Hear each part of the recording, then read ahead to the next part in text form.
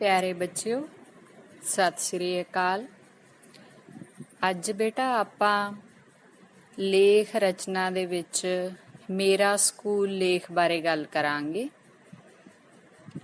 ਆਪਣੇ ਪੰਜਾਬੀ ਦੇ ਪੇਪਰ ਦੇ ਵਿੱਚ ਲੇਖ ਰਚਨਾ ਇੱਕ ਮਹੱਤਵਪੂਰਨ ਵਿਸ਼ਾ ਹੁੰਦਾ ਹੈ ਬੇਟਾ, ਜਿਸ ਦੇ ਕਾਫੀ ਜ਼ਿਆਦਾ ਨੰਬਰ ਪ੍ਰੀਖਿਆ ਦੇ ਵਿੱਚ ਰੱਖੇ ਹੁੰਦੇ ਆ।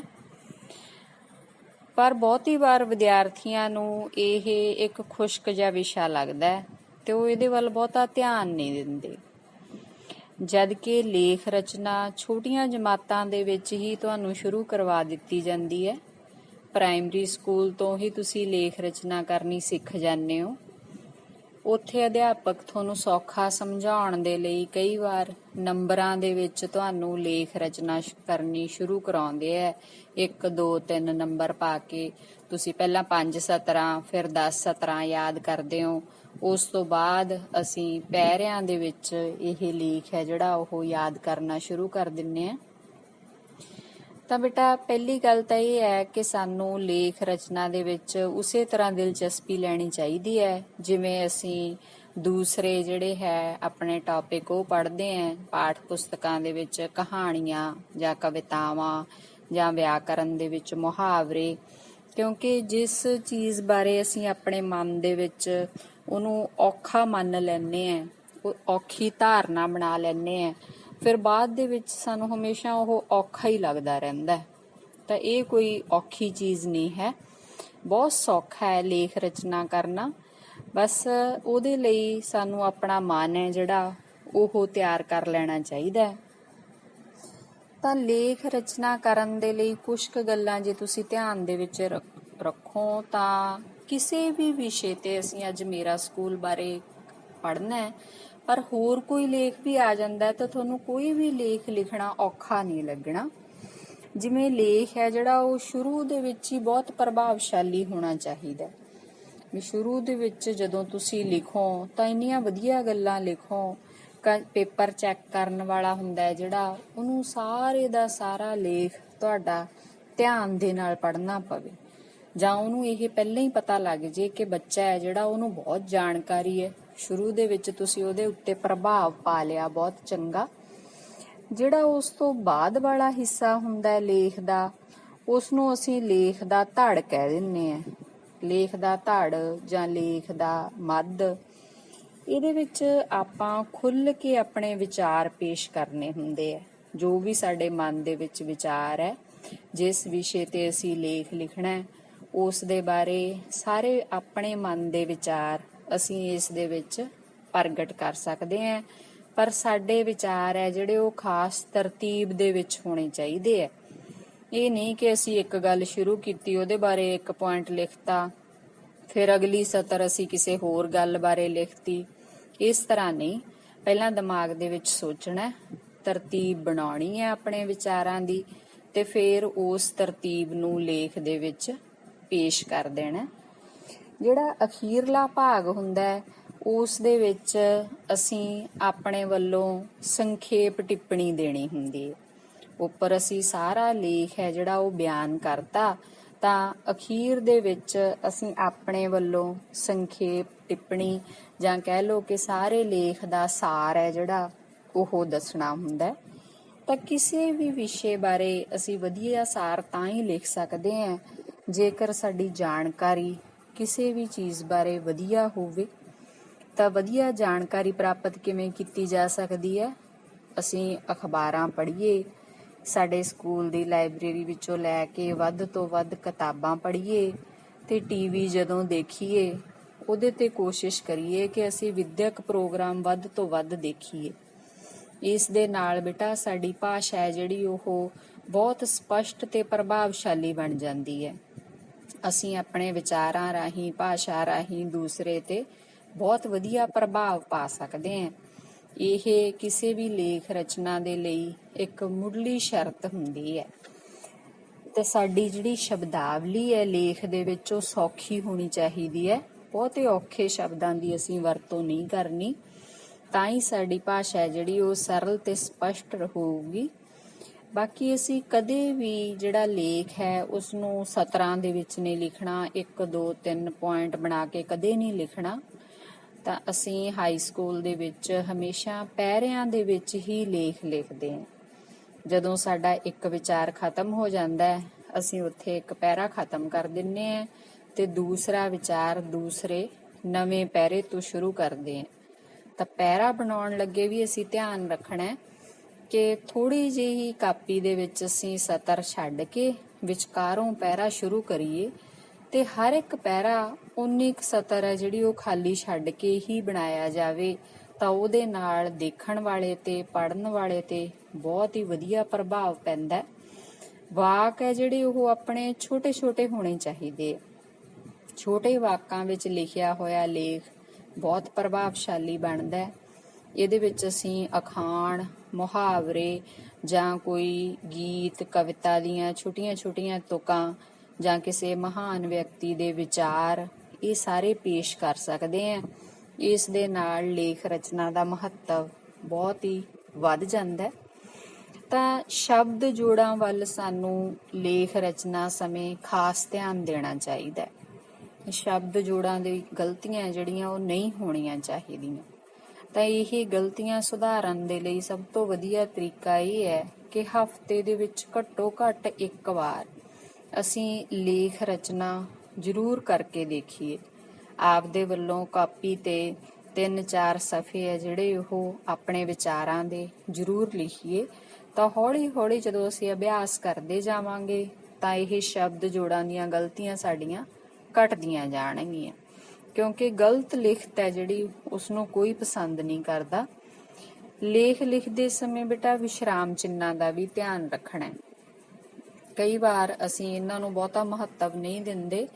ਜਿੱਥੇ ਕੌਮਾ ਲਾਉਣਾ ਅਸੀਂ ਕੌਮਾ ਨਹੀਂ ਲਾਉਂਦੇ, ਜਿੱਥੇ ਵਿਚਾਰ ਖਤਮ ਹੋ ਗਿਆ ਅਸੀਂ ਡੰਡੀ ਨਹੀਂ ਲਾਉਂਦੇ। ਤਾਂ ਇਸ ਦੇ ਨਾਲ ਸਾਡੀ ਅੱਗੜ ਦੁਗੜੀ ਸ਼ਖਸੀਅਤ ਦਾ ਦੂਸਰੇ ਤੇ ਪ੍ਰਭਾਵ ਪੈਂਦਾ ਹੈ। ਤਾਂ ਸਹੀ ਪ੍ਰਭਾਵ ਪਾਉਣ ਦੇ ਲਈ ਵਿਸ਼ਰਾਮ ਚਿੰਨ੍ਹਾਂ ਦੀ ਵਰਤੋਂ ਹੈ ਜਿਹੜੀ ਉਹ ਜ਼ਰੂਰ ਕਰਨੀ ਚਾਹੀਦੀ ਹੈ। ਜੇ ਅਸੀਂ ਇਹਨਾਂ ਦੀ ਸਹੀ ਵਰਤੋਂ ਨਹੀਂ ਕਰਦੇ ਤਾਂ ਗੱਲਬਾਤ ਦੇ ਅਰਥਾਂ ਦੇ ਵਿੱਚ ਬਹੁਤ ਬਦਲਾਵ ਆ ਜਾਂਦਾ ਹੈ, ਬਹੁਤ ਸਾਰਾ ਫਰਕ ਪੈ ਜਾਂਦਾ। ਉਸ ਤੋਂ ਬਾਅਦ ਬੇਟਾ ਲੇਖ ਹੈ ਜਿਹੜਾ ਉਹ ਤੁਸੀਂ ਇਹ ਜ਼ਰੂਰ ਦੇਖਣਾ ਪ੍ਰੀਖਿਆ ਦੇ ਵਿੱਚ ਕਿ ਉਹ ਕਿੰਨੇ ਨੰਬਰ ਦਾ। ਉਸ ਨੰਬਰ ਦੇ ਆਧਾਰ ਤੇ ਹੀ ਅਸੀਂ ਲੇਖ ਦੀ ਲੰਬਾਈ ਹੈ ਜਿਹੜੀ ਉਹ ਨਿਸ਼ਚਿਤ ਕਰਦੇ ਹਾਂ। ਜੇ 5 ਨੰਬਰ ਦਾ ਲੇਖ ਪੁੱਛਿਆ ਜਾਂਦਾ ਹੈ ਤਾਂ ਅਸੀਂ ਲੇਖ ਦਾ ਆਕਾਰ ਥੋੜਾ ਜਿਹਾ ਛੋਟਾ ਰੱਖਾਂਗੇ। 10 ਨੰਬਰ ਦਾ ਪੁੱਛਿਆ ਜਾਂਦਾ ਹੈ ਤਾਂ ਵੱਡਾ, 15 ਨੰਬਰ ਦਾ ਪੁੱਛਿਆ ਜਾਂਦਾ ਹੈ ਤਾਂ ਉਸ ਤੋਂ ਵੀ ਵੱਡਾ। ਤਾਂ ਨੰਬਰਾਂ ਦੇ ਆਧਾਰ ਤੇ ਹੀ ਅਸੀਂ ਲੇਖ ਦੀ ਲੰਬਾਈ ਹੈ ਜਿਹੜੀ ਉਹ ਨਿਸ਼ਚਿਤ ਕਰਦੇ ਹਾਂ। ਇਸ ਤੋਂ ਇਲਾਵਾ ਕਈ ਵਾਰ ਉੱਤੇ ਸ਼ਬਦਾਂ ਦੀ ਗਿਣਤੀ ਵੀ ਦਿੱਤੀ ਹੁੰਦੀ ਹੈ ਕਿ ਲੇਖ ਲਿਖੋ ਪਰ ਉਸ ਦੇ ਸ਼ਬਦ ਹੈ ਜਿਹੜੇ ਉਹ ਇੰਨੇ ਹੀ ਹੋਣੇ ਚਾਹੀਦੇ ਹੈ, 200 250 ਤੱਕ। ਤਾਂ ਅਸੀਂ ਉਨੇ ਕੁ ਸ਼ਬਦ ਹੈ ਜਿਹੜੇ ਉਹ ਹੀ ਲਿਖਣੇ ਹੈ। ਬਹੁਤਾ ਜ਼ਿਆਦਾ ਵਿਸਥਾਰ ਜਾਂ ਬਹੁਤੀ ਸੰਖੇਪਤਾ ਹੈ ਜਿਹੜੀ ਉਹ ਚੰਗੀ ਨਹੀਂ। ਤਾਂ ਜਿੰਨਾ ਤੁਹਾਡੇ ਤੋਂ ਪੁੱਛਿਆ ਜਾਂਦਾ ਹੈ ਤੁਸੀਂ ਓਨਾ ਹੀ ਲਿਖੋ। ਬੇਮਤਲਬ ਦੀਆਂ ਗੱਲਾਂ ਜਿਹੜੀਆਂ ਉਹਨਾਂ ਤੋਂ ਪਰਹੇਜ਼ ਕਰਨਾ ਚਾਹੀਦਾ। ਤੇ ਲੇਖ ਹੈ ਬੇਟਾ ਉਹਨੂੰ ਇਹ ਨਹੀਂ ਕਿ ਤੁਸੀਂ ਲੇਖ ਨੂੰ ਯਾਦ ਕਰਨਾ ਸ਼ੁਰੂ ਕਰ ਦਿਓ, ਰੱਟੇ ਮਾਰਨੇ ਸ਼ੁਰੂ ਕਰ ਦਿਓ। ਲੇਖ ਹੈ ਜਿਹੜਾ ਉਹ ਅਸੀਂ ਰੱਟੇ ਨਹੀਂ ਮਾਰਨੇ, ਇਸ ਤਰ੍ਹਾਂ ਨਾਲ ਯਾਦ ਨਹੀਂ ਕਰਨਾ। ਜੇ ਕਿਸੇ ਵਿਸ਼ੇ ਬਾਰੇ ਸਾਡੇ ਮਨ ਦੇ ਵਿੱਚ ਸਪਸ਼ਟਤਾ ਹੈ, ਸਾਨੂੰ ਉਹਦੇ ਬਾਰੇ ਗਿਆਨ ਹੈ, ਤਾਂ ਸਾਨੂੰ ਰੱਟੇ ਮਾਰਨ ਦੀ ਲੋੜ ਨਹੀਂ ਪੈਂਦੀ। ਸਿਰਫ ਅਸੀਂ ਆਪਣੇ ਵਿਚਾਰਾਂ ਨੂੰ ਇੱਕ ਤਰਤੀਬ ਦੇਣੀ ਹੈ ਤੇ ਉਸ ਤਰਤੀਬ ਦੇ ਰਾਹੀਂ ਹੀ ਅਸੀਂ ਬਹੁਤ ਵਧੀਆ ਲੇਖ ਹੈ ਜਿਹੜਾ ਉਹ ਲਿਖ ਸਕਦੇ ਹਾਂ। ਤਾਂ ਇਹ ਲੇਖ ਹੈ ਬੇਟੇ ਜਿਹੜੇ ਉਹ ਕਿਸੇ ਤਰ੍ਹਾਂ ਦੀ ਯਾਤਰਾ ਬਾਰੇ ਜਾਂ ਕਿਸੇ ਵਿਅਕਤੀ ਦੇ ਉੱਤੇ, ਕਿਸੇ ਗੁਰੂ ਦੇ ਉੱਤੇ ਹੋ ਸਕਦੇ ਹੈ, ਜਾਂ ਇਹ ਕਿਸੇ ਇੱਕ ਵਿਚਾਰ ਦੇ ਉੱਤੇ ਹੋ ਸਕਦੇ ਹੈ, ਜਾਂ ਕਿਸੇ ਦ੍ਰਿਸ਼ ਤੇ ਹੋ ਸਕਦੇ ਹੈ। ਤਾਂ ਲੇਖ ਹੈ ਜਿਹੜੇ ਉਹ ਬਹੁਤ ਤਰ੍ਹਾਂ ਦੇ ਹੁੰਦੇ ਹੈ। ਤੁਸੀਂ ਕੋਸ਼ਿਸ਼ ਇਹ ਕਰੋ ਕਿ ਇਸ ਤਰ੍ਹਾਂ ਦੇ ਜਿਹੜੇ ਵੱਡੇ ਪ੍ਰਸ਼ਨ ਹੁੰਦੇ ਹੈ ਉਹਨੂੰ ਪੇਪਰ ਦੇ ਵਿੱਚ ਅਖੀਰ ਤੇ ਕਰੋ, ਕਿਉਂਕਿ ਅਖੀਰ ਤੇ ਜਦੋਂ ਅਸੀਂ ਇਸ ਤਰ੍ਹਾਂ ਦਾ ਵੱਡਾ ਪ੍ਰਸ਼ਨ ਹੈ ਜਿਹੜਾ ਉਹ ਹੱਲ ਕਰਦੇ ਹਾਂ ਤਾਂ ਸਾਨੂੰ ਸਮਾਂ ਖਤਮ ਹੋਣ ਦੀ ਚਿੰਤਾ ਨਹੀਂ ਰਹਿੰਦੀ। ਅਸੀਂ ਆਪਣੇ ਹਿਸਾਬ ਦੇ ਨਾਲ ਇਸ ਨੂੰ ਹੱਲ ਕਰ ਸਕਦੇ ਹਾਂ। ਕੋਸ਼ਿਸ਼ ਕਰੋ ਕਿ ਲਿਖਦੇ ਸਮੇਂ ਬਹੁਤੀ ਕਟਾਵੱਡੀ ਨਾ ਹੋਵੇ, ਕਿਉਂਕਿ ਫਿਰ ਲਿਖਤ ਹੈ ਜਿਹੜੀ ਉਹ ਸੁੰਦਰ ਨਹੀਂ ਲੱਗਦੀ। ਜੇ ਸਮਾਂ ਹੋਵੇ ਤਾਂ ਲੇਖ ਲਿਖਣ ਤੋਂ ਬਾਅਦ ਇੱਕ ਵਾਰ ਉਸ ਨੂੰ ਪੜ੍ਹ ਜ਼ਰੂਰ ਲੈਣਾ ਚਾਹੀਦਾ ਹੈ। ਉਹਦੇ ਨਾਲ ਅਸੀਂ ਆਪਣੀਆਂ ਬਹੁਤੀਆਂ ਗਲਤੀਆਂ ਆਪ ਹੀ ਠੀਕ ਕਰ ਲੈਂਦੇ ਹਾਂ। ਤਾਂ ਜੇ ਅਸੀਂ ਬੇਟਾ ਇਹਨਾਂ ਗੱਲਾਂ ਦਾ ਧਿਆਨ ਰੱਖ ਕੇ ਕੋਈ ਵੀ ਲੇਖ ਪੇਪਰ ਦੇ ਵਿੱਚ ਲਿਖੀਏ ਤਾਂ ਸਾਡਾ ਲੇਖ ਬਹੁਤ ਹੀ ਪ੍ਰਭਾਵਸ਼ਾਲੀ ਹੋਵੇਗਾ ਤੇ ਸਾਨੂੰ ਉਹਦੇ ਵਿੱਚੋਂ ਬਹੁਤ ਸੋਹਣੇ ਨੰਬਰ ਮਿਲਣਗੇ। ਬੱਚਿਓ, ਅਸੀਂ ਮੇਰਾ ਸਕੂਲ ਲੇਖ ਪੜ੍ਹਨ ਤੋਂ ਪਹਿਲਾਂ ਆਪਣੇ ਮਨ ਦੇ ਵਿੱਚ ਆਪੋ ਆਪਣੇ ਸਕੂਲ ਦੀ ਕਲਪਨਾ ਕਰਾਂਗੇ। ਸਾਡਾ ਸਾਰਿਆਂ ਦਾ ਸਕੂਲ ਇੱਕ ਦੂਸਰੇ ਦੇ ਨਾਲ ਮਿਲਦਾ ਹੋਇਆ ਵੀ ਥੋੜ੍ਹਾ ਬਹੁਤ ਵੱਖਰਾ ਹੈ, ਜਾਂ ਕਹਿ ਸਕਦੇ ਹਾਂ ਕਿ ਥੋੜ੍ਹਾ ਬਹੁਤ ਵੱਖਰਾ ਹੁੰਦਾ ਹੋਇਆ ਵੀ ਇੱਕ ਦੂਸਰੇ ਦੇ ਨਾਲ ਸਮਾਨਤਾ ਰੱਖਦਾ ਹੈ। ਤਾਂ ਅਸੀਂ ਇੱਥੇ ਮੇਰਾ ਸਕੂਲ ਲੇਖ ਬਾਰੇ ਗੱਲ ਕਰਦਿਆਂ ਪਿੰਡ, ਸ਼ਹਿਰ, ਹਰ ਥਾਂ ਦੇ ਛੋਟੇ ਵੱਡੇ ਸਕੂਲ ਦੇ ਵਿੱਚ ਪੜ੍ਹਦੇ ਬੱਚਿਆਂ ਨੂੰ ਧਿਆਨ ਵਿੱਚ ਰੱਖ ਕੇ ਇਹ ਲੇਖ ਤਿਆਰ ਕਰਾਂਗੇ। ਤਾਂ ਬੱਚਿਓ, ਅਸੀਂ ਆਪਣੇ ਸਕੂਲ ਦੇ ਵਿੱਚ ਕੀ ਕੁਝ ਦੇਖਦੇ ਹਾਂ? ਸਭ ਤੋਂ ਪਹਿਲਾਂ ਸਾਡੇ ਸਕੂਲ ਦੀ ਸਥਿਤੀ ਹੈ ਕਿ ਸਾਡਾ ਸਕੂਲ ਕਿਹੜੇ ਪਿੰਡ, ਸ਼ਹਿਰ ਦੇ ਵਿੱਚ ਸਥਿਤ ਹੈ। ਸਾਡੇ ਸਕੂਲ ਦੀ ਇਮਾਰਤ ਕਿਹੋ ਜਿਹੀ ਹੈ? ਸਾਡੇ ਸਕੂਲ ਦੇ ਵਿੱਚ ਕਿੰਨੇ ਕਮਰੇ ਹੈ? ਕਿੰਨੀਆਂ ਜਮਾਤਾਂ ਨੇ? ਜਮਾਤਾਂ ਦੇ ਕਮਰਿਆਂ ਤੋਂ ਇਲਾਵਾ ਹੋਰ ਕਿਹੜੇ-ਕਿਹੜੇ ਕਮਰੇ ਨੇ? ਜਿਵੇਂ ਮੁੱਖ ਅਧਿਆਪਕ ਦਾ ਕਮਰਾ, ਕੰਪਿਊਟਰ ਲੈਬ, ਵਿਗਿਆਨਿਕ ਪ੍ਰਯੋਗਸ਼ਾਲਾ, ROT ਕਮਰਾ, ਮੈਥ ਕਾਰਨਰ, ਡਰਾਇੰਗ ਜਾਂ ਆਰਟ ਐਂਡ ਕਰਾਫਟ ਦਾ ਕਮਰਾ, ਸਕੂਲ ਦੀ ਲਾਇਬ੍ਰੇਰੀ, ਸਾਡਾ ਰਸੋਈ ਘਰ। ਇਹ ਸਾਡੀ ਇਮਾਰਤ ਦੇ ਵਿੱਚ ਸਥਿਤ ਕਮਰੇ ਨੇ, ਜਿੱਥੇ ਜਾ ਕੇ ਅਸੀਂ ਆਪੋ ਆਪਣੇ ਵਿਸ਼ੇ ਦਾ ਗਿਆਨ ਪ੍ਰਾਪਤ ਕਰਦੇ ਹਾਂ। ਤੇ ਰਸੋਈ ਘਰ ਦੇ ਅੱਗੇ ਬਣੇ ਵਰਾਂਡੇ ਦੇ ਵਿੱਚ ਜਾਂ ਵੱਡੇ ਹਾਲ ਦੇ ਵਿੱਚ ਅਸੀਂ ਦੁਪਹਿਰ ਵੇਲੇ ਮਿਡ ਡੇ ਮੀਲ ਖਾਂਦੇ ਹਾਂ। ਤਾਂ ਇਹ ਲਗਭਗ ਹਰ ਸਕੂਲ ਦੇ ਸਾਂਝੇ ਕਮਰੇ ਹੁੰਦੇ ਹੈ। ਇਹਨਾਂ ਤੋਂ ਇਲਾਵਾ ਹੋਰ ਸਾਡੇ ਸਕੂਲ ਦੇ ਵਿੱਚ ਕੀ ਕੁਝ ਹੈ? ਖੇਡ ਦੇ ਮੈਦਾਨ ਨੇ ਖੁੱਲ੍ਹੇ, ਜਾਂ ਸਾਡੇ ਸਕੂਲ ਦੇ ਵਿੱਚ ਘਾਹ ਲੱਗਿਆ ਹੋਇਆ ਹੈ, ਸੋਹਣੀ ਫੁਲਵਾੜੀ ਬਣੀ ਹੈ, ਸੋਹਣੇ ਫੁੱਲ ਹੈ, ਹਰਿਆਲੀ ਹੈ। ਇਸ ਤੋਂ ਇਲਾਵਾ ਸਕੂਲ ਦੇ ਵਿੱਚ ਪੜ੍ਹਨ ਵਾਲੇ ਬੱਚੇ ਤੇ ਪੜ੍ਹਾਉਣ ਵਾਲੇ ਅਧਿਆਪਕ ਨੇ। ਇਹਨਾਂ ਦੀ ਗਿਣਤੀ ਛੋਟੇ ਵੱਡੇ ਸਕੂਲ ਦੇ ਆਧਾਰ 'ਤੇ ਘੱਟ ਜਾਂ ਵੱਧ ਹੋ ਸਕਦੀ ਹੈ, ਤੇ ਸਭ ਤੋਂ ਮਹੱਤਵਪੂਰਨ ਅਧਿਆਪਕਾਂ ਅਤੇ ਵਿਦਿਆਰਥੀਆਂ ਦੁਆਰਾ ਰੱਖਿਆ ਜਾਣ ਵਾਲਾ ਅਨੁਸ਼ਾਸਨ ਹੈ।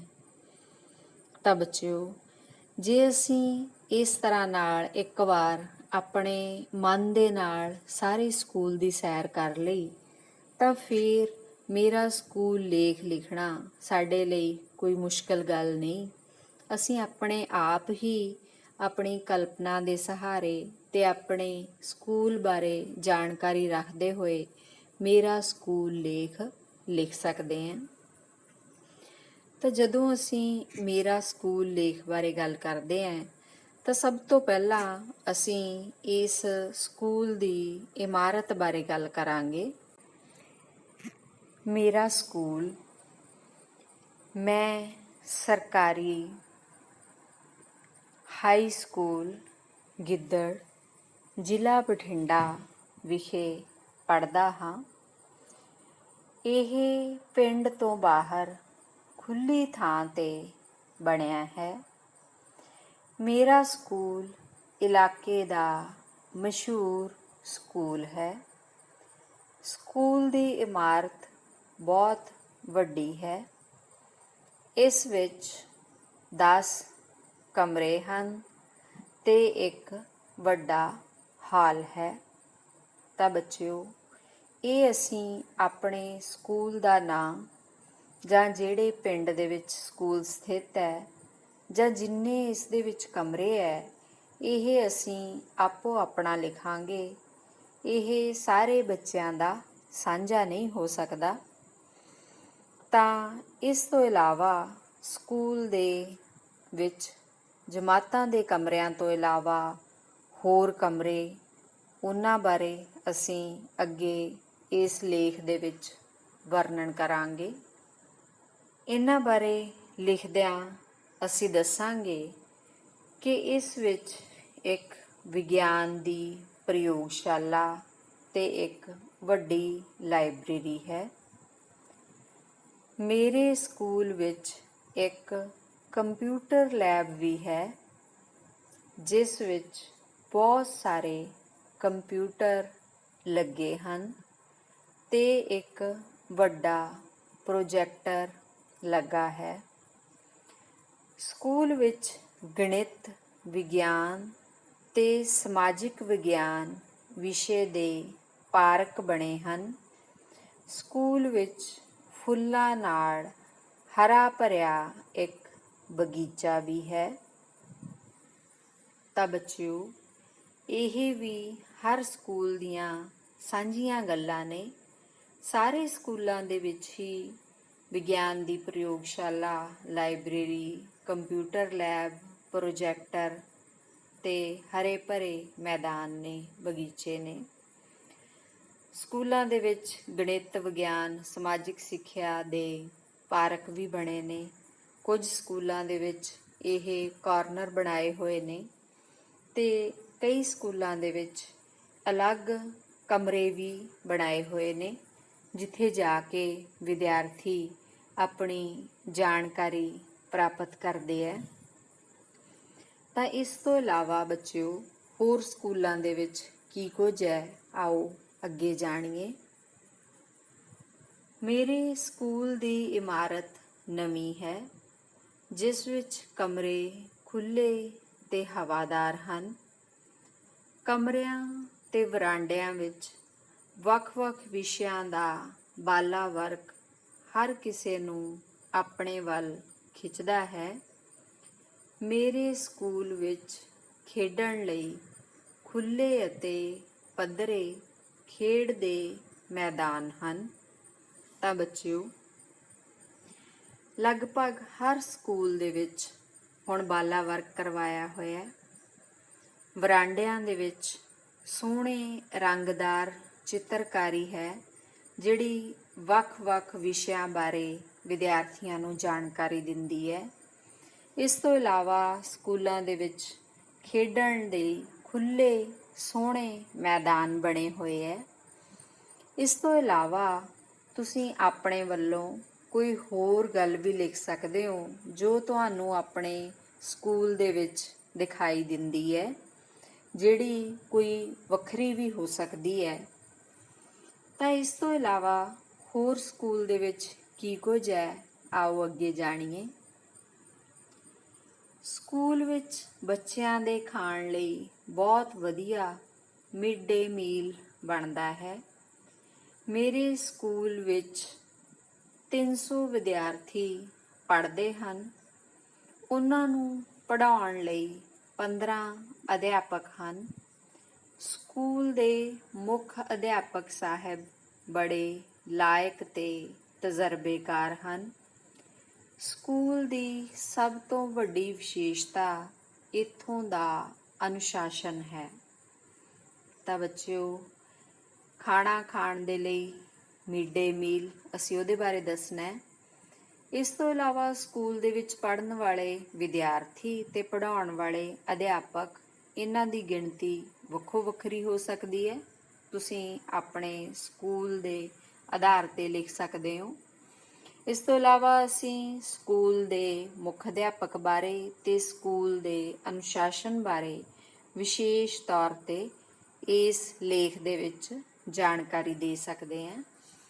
ਤਾਂ ਇਸ ਤੋਂ ਇਲਾਵਾ ਅੱਗੇ ਅਸੀਂ ਹੋਰ ਆਪਣੇ ਇਸ ਲੇਖ ਦੇ ਵਿੱਚ ਕੀ ਕੁਝ ਲਿਖ ਸਕਦੇ ਹਾਂ, ਆਓ ਦੇਖੀਏ।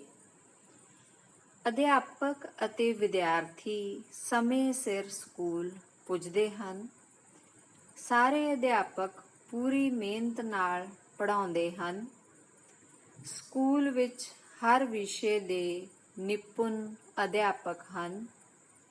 ਇਹ ਉਹਨਾਂ ਦੀ ਮਿਹਨਤ ਦਾ ਹੀ ਸਿੱਟਾ ਹੈ ਕਿ ਮੇਰੇ ਸਕੂਲ ਦੇ ਨਤੀਜੇ ਹਰ ਸਾਲ ਚੰਗੇ ਰਹਿੰਦੇ ਹਨ। ਮੈਨੂੰ ਆਪਣੇ ਸਕੂਲ 'ਤੇ ਮਾਣ ਹੈ। ਮੇਰੀ ਅਰਦਾਸ ਹੈ ਕਿ ਮੇਰਾ ਸਕੂਲ ਦਿਨ ਦੁੱਗਣੀ ਰਾਤ ਚੌਗਣੀ ਤਰੱਕੀ ਕਰੇ। ਤਾਂ ਬੱਚਿਓ, ਆਪਣੇ ਸਕੂਲ ਦੇ ਅਧਿਆਪਕਾਂ ਬਾਰੇ, ਵਿਦਿਆਰਥੀਆਂ ਬਾਰੇ ਦੱਸਣ ਤੋਂ ਬਾਅਦ, ਸਕੂਲ ਦੇ ਅਨੁਸ਼ਾਸਨ ਬਾਰੇ ਜਾਣਕਾਰੀ ਦੇਣ ਤੋਂ ਬਾਅਦ, ਇੱਥੇ ਅਸੀਂ ਮੇਰਾ ਸਕੂਲ ਲੇਖ ਦਾ ਅੰਤ ਕਰਦੇ ਹਾਂ। ਤਾਂ ਅਸੀਂ ਮੇਰਾ ਸਕੂਲ ਲੇਖ ਬਾਰੇ ਬਹੁਤ ਵਿਸਥਾਰ ਦੇ ਵਿੱਚ ਜਾਣਕਾਰੀ ਪ੍ਰਾਪਤ ਕਰ ਚੁੱਕੇ ਹਾਂ। ਪਰ ਇੱਥੇ ਇੱਕ ਗੱਲ ਹੋਰ ਧਿਆਨ ਦੇ ਵਿੱਚ ਤੁਸੀਂ ਰੱਖਣੀ ਹੈ ਕਿ ਤੁਹਾਡੀ ਆਪਣੀ ਕਲਪਨਾ ਬਹੁਤ ਮਹੱਤਵ ਰੱਖਦੀ ਹੈ। ਕਈ ਗੱਲਾਂ ਅਜਿਹੀਆਂ ਹੋ ਸਕਦੀਆਂ ਜਿਹੜੀਆਂ ਬਹੁਤ ਹੀ ਮਹੱਤਵਪੂਰਨ ਹੋਣ, ਪਰ ਇਸ ਲੇਖ ਦੇ ਵਿੱਚ ਮੇਰੇ ਵੱਲੋਂ ਵਰਣਨ ਨਾ ਕੀਤੀਆਂ ਗਈਆਂ ਹੋਣ। ਹੋ ਸਕਦਾ ਹੈ ਮੇਰੇ ਸਕੂਲ ਦੇ ਵਿੱਚ ਉਹ ਚੀਜ਼ਾਂ ਨਾ ਹੋਣ। ਤਾਂ ਤੁਸੀਂ ਜੇਕਰ ਕੋਈ ਹੋਰ ਜਾਣਕਾਰੀ ਰੱਖਦੇ ਹੋ ਜਿਹੜੀ ਤੁਹਾਡੇ ਸਕੂਲ ਦੇ ਵਿੱਚ ਵਿਸ਼ੇਸ਼ ਹੈ, ਕੋਈ ਇਮਾਰਤ ਦੇ ਵਿੱਚ ਅਧਿਆਪਕਾਂ ਦੇ ਪੱਖ ਤੋਂ ਜਾਂ ਗਰਾਊਂਡਾਂ ਦੇ ਵਿੱਚ, ਭਾਵ ਖੇਡ ਦੇ ਮੈਦਾਨ ਦੇ ਵਿੱਚ ਕੋਈ ਹੋਰ ਵਿਸ਼ੇਸ਼ਤਾ ਹੈ, ਤਾਂ ਉਹ ਤੁਸੀਂ ਇਸ ਲੇਖ ਦੇ ਵਿੱਚ ਵਰਣਨ ਕਰ ਸਕਦੇ ਹੋ। ਕਿਉਂਕਿ ਤੁਹਾਡੀ ਕਲਪਨਾ ਜ਼ਿਆਦਾ ਮਹੱਤਵਪੂਰਨ ਹੈ। ਉਹ ਤੁਹਾਨੂੰ ਦੂਸਰਿਆਂ ਨਾਲੋਂ ਵੱਖਰਾ ਕਰਦੀ ਹੈ। ਕਿਉਂਕਿ ਬੱਚਿਓ, ਪੰਜਾਬੀ ਸਾਡੀ ਮਾਤ ਭਾਸ਼ਾ ਹੈ। ਸਾਡੇ ਲਈ ਇਹ ਬਹੁਤ ਚੰਗੀ ਗੱਲ ਹੈ ਕਿ ਆਪਣੀ ਮਾਤ ਭਾਸ਼ਾ ਦੇ ਵਿੱਚ ਅਸੀਂ ਆਪਣੀ ਕਲਪਨਾ ਨੂੰ ਜ਼ਿਆਦਾ ਜਗ੍ਹਾ ਦੇ ਸਕਦੇ ਹਾਂ। ਕਿਉਂਕਿ ਸਾਡੇ ਕੋਲ ਜ਼ਿਆਦਾ ਸ਼ਬਦ ਹੁੰਦੇ ਨੇ। ਸ਼ਬਦ ਭੰਡਾਰ ਜ਼ਿਆਦਾ ਹੋਣ ਕਰਕੇ ਅਸੀਂ ਆਪਣੇ ਵਿਚਾਰਾਂ ਨੂੰ ਚੰਗੀ ਤਰ੍ਹਾਂ ਦੇ ਨਾਲ ਪ੍ਰਗਟ ਕਰ ਸਕਦੇ ਹਾਂ। ਤਾਂ ਤੁਸੀਂ ਇਸ ਲੇਖ ਨੂੰ ਹੋਰ ਵੀ ਵਧੀਆ ਬਣਾ ਸਕਦੇ ਹੋ ਜੇਕਰ ਤੁਸੀਂ ਆਪਣੇ ਵੱਲੋਂ ਇਸ ਲੇਖ ਦੇ ਵਿੱਚ ਹੋਰ ਗੱਲਾਂ ਜਿਹੜੀਆਂ ਉਹਨਾਂ ਨੂੰ ਜਗ੍ਹਾ ਦਿਓ, ਉਹਨਾਂ ਨੂੰ ਵੀ ਆਪਣੇ ਵੱਲੋਂ ਜੋੜ ਕੇ ਲਿਖੋ। ਕਿਉਂਕਿ ਅਸੀਂ ਪਹਿਲਾਂ ਹੀ ਗੱਲ ਕਰ ਚੁੱਕੇ ਹਾਂ ਕਿ ਲੇਖ ਵੀ ਸਾਹਿਤ ਦਾ ਇੱਕ ਰੂਪ ਹੈ ਜਿਸ ਨੂੰ ਯਾਦ ਨਹੀਂ ਕੀਤਾ ਜਾ ਸਕਦਾ।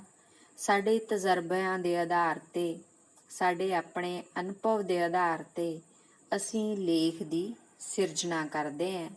ਜਿੰਨਾ ਸਾਡਾ ਅਨੁਭਵ ਵਿਸ਼ਾਲ ਹੋਵੇਗਾ, ਸਾਡੇ ਕੋਲ ਜ਼ਿਆਦਾ ਸ਼ਬਦ ਭੰਡਾਰ ਹੋਵੇਗਾ, ਉਨਾ ਹੀ ਸਾਡਾ ਲੇਖ ਜ਼ਿਆਦਾ ਪ੍ਰਭਾਵਸ਼ਾਲੀ ਬਣੇਗਾ। ਤੇ ਜਿੰਨਾ ਹੀ ਸਾਡਾ ਲੇਖ ਜ਼ਿਆਦਾ ਪ੍ਰਭਾਵਸ਼ਾਲੀ ਹੋਵੇਗਾ, ਪ੍ਰੀਖਿਆ ਦੇ ਵਿੱਚ ਉਹ ਪੇਪਰ ਚੈੱਕ ਕਰਨ ਵਾਲੇ 'ਤੇ ਜ਼ਿਆਦਾ ਪ੍ਰਭਾਵ ਪਾਵੇਗਾ, ਜਿਸ ਦੇ ਨਾਲ ਅਸੀਂ ਪ੍ਰੀਖਿਆ ਦੇ ਵਿੱਚ ਬਹੁਤ ਚੰਗੇ ਅੰਕ ਪ੍ਰਾਪਤ ਕਰ ਸਕਦੇ ਹਾਂ। ਤਾਂ ਜਦੋਂ ਵੀ ਤੁਸੀਂ ਇਸ ਲੇਖ ਨੂੰ ਆਪਣੀ ਪ੍ਰੀਖਿਆ ਦੇ ਵਿੱਚ ਜਾਂ ਤੁਸੀਂ ਆਪਣੀ ਕਾਪੀ ਦੇ ਵਿੱਚ ਲਿਖਣਾ ਹੈ, ਤਾਂ ਤੁਸੀਂ ਉਸ ਦੇ ਵਿੱਚ ਆਪਣੇ ਵੱਲੋਂ ਨਵੀਆਂ ਗੱਲਾਂ ਜ਼ਰੂਰ ਲਿਖਣੀਆਂ ਨੇ। ਧਿਆਨ ਇਸ ਗੱਲ ਦਾ ਹੋਵੇ ਕਿ ਜਿੱਥੇ ਵਿਚਾਰ ਖਤਮ ਹੋਵੇ ਉੱਥੇ ਪੈਰਾ ਵੀ ਬਦਲਿਆ ਜਾਵੇ। ਸ਼ਬਦ ਜੋੜ ਸਾਡੇ ਸਹੀ ਹੋਣ, ਅਸੀਂ ਸਹੀ ਵਿਸ਼ਰਾਮ ਚਿੰਨ੍ਹਾਂ ਦੀ ਵਰਤੋਂ ਕੀਤੀ ਹੋਵੇ ਤੇ ਕਿਸੇ ਤਰ੍ਹਾਂ ਦੀ ਕਟਾਵੜੀ ਨਾ ਕੀਤੀ ਹੋਵੇ। ਸਾਡੇ ਸ਼ਬਦ ਜੋੜ ਬਿਲਕੁਲ ਸ਼ੁੱਧ ਹੋਣ ਤੇ ਵਿਸ਼ੇਸ਼ ਤੌਰ 'ਤੇ ਲਿਖਾਈ ਦਾ ਧਿਆਨ ਰੱਖਿਆ ਜਾਵੇ। ਸੁੰਦਰ ਲਿਖਾਈ ਸਾਡੇ ਲਿਖਤ ਨੂੰ ਪੜ੍ਹਨ ਵਾਲੇ 'ਤੇ ਬਹੁਤ ਜ਼ਿਆਦਾ ਅਸਰ ਪਾਉਂਦੀ ਹੈ। ਅਸਲ ਦੇ ਵਿੱਚ ਸੁੰਦਰ ਲਿਖਾਈ ਸਾਡੀ ਸ਼ਖਸੀਅਤ ਦਾ ਦਰਪਣ ਹੁੰਦੀ ਹੈ, ਜਿਸ ਤੋਂ ਇਹ ਪਤਾ ਲੱਗਦਾ ਹੈ ਕਿ ਇਹ ਵਿਅਕਤੀ ਕਿਸ ਤਰ੍ਹਾਂ ਦੀ ਪ੍ਰਤਿਭਾ ਦਾ ਮਾਲਕ ਹੈ। ਤਾਂ ਬੱਚਿਓ, ਅਸੀਂ ਜੇਕਰ ਇਹਨਾਂ ਸਾਰੀਆਂ ਗੱਲਾਂ ਨੂੰ ਧਿਆਨ ਵਿੱਚ ਰੱਖ ਕੇ ਲੇਖ ਰਚਨਾ ਕਰਾਂਗੇ ਤਾਂ ਤੁਹਾਡਾ ਲੇਖ ਨਿਸ਼ਚੇ ਹੀ ਬਹੁਤ ਹੀ ਵਧੀਆ ਲਿਖਿਆ ਜਾਵੇਗਾ। ਤਾਂ ਅਸੀਂ ਆਓ ਮੇਰਾ ਸਕੂਲ ਲੇਖ ਦੀ ਸਿਰਜਣਾ ਕਰੀਏ। ਧੰਨਵਾਦ।